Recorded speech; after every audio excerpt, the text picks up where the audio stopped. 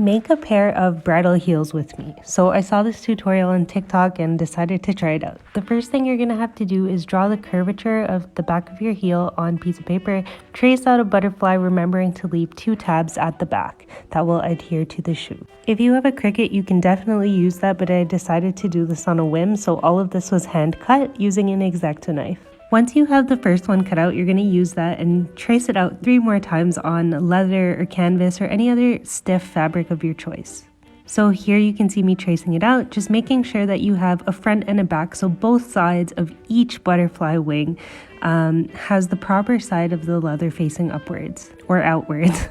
You're then going to need E6000 glue and all of the different things that you'd want to bedazzle your shoes with. I chose pearls and rhinestones. When gluing together your butterfly wings, just make sure that that tab is left unglued, because that's what's going to adhere to the shoe. Honestly, putting on the pearls and the diamonds took the longest time, so you are going to want to get one of the diamond grabber tool thingies that you see me using.